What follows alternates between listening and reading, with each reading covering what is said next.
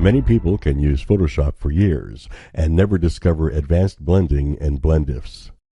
Let's take a look at this feature and how it works. To begin with, I want to point out the relationship between RGB and CMYK color models.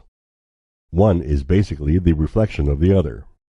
Notice that the complement of red is cyan, of green is magenta, and of blue is yellow.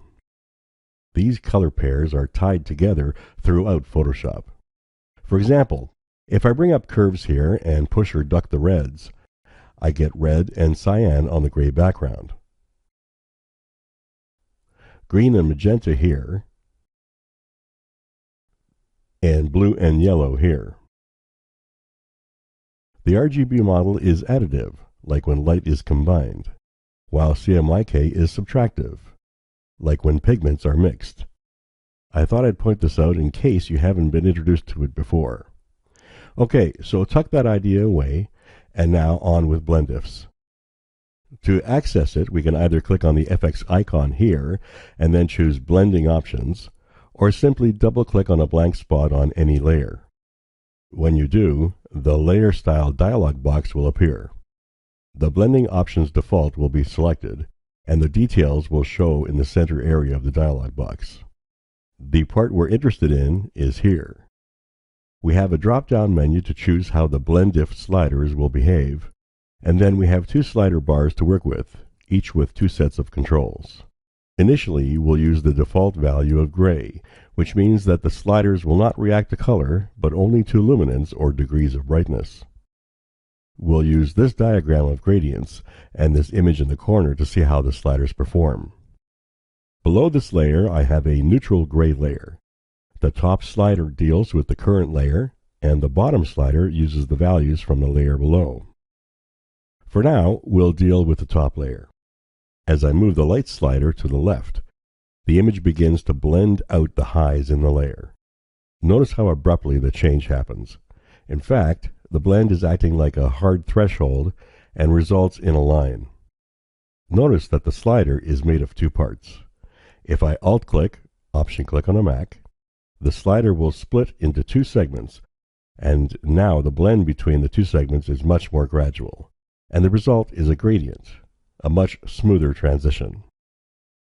As the slider segments move towards the left, darker and darker areas are affected.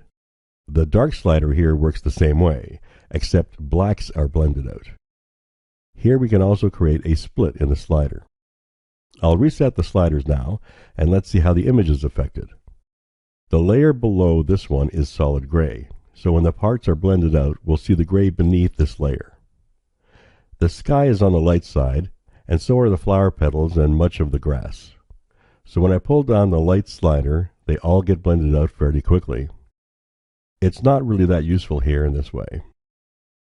But if I choose blue in the Blend If dropdown, then the sliders are biased to blue content, and the sky ends up being blended out first. Blue's complement is yellow, so if I use the left slider, the yellows are affected first. Then, if I split the slider, I can blend out the yellows more completely without affecting other colors. Here's a typical sky, and the layer above it is a rural scene. If I choose blue and bring down the light slider, look how cleanly we replace the sky with the layer below. If I move the sky around, you can see how cleanly the gaps in the trees have been blended out.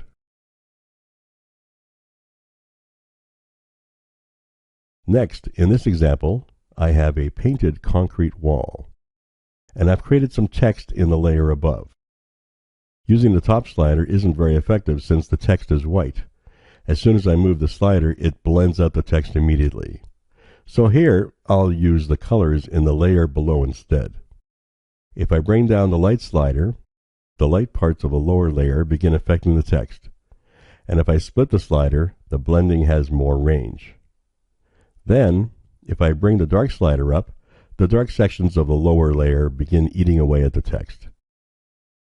If I switch the blend if to blue, notice that we haven't wiped out what we did using gray. And now we can add to that by blending blues. If I use the left dark slider, the yellow component of the orange in the lower layer will start affecting the text. Remember, blue's complement is yellow.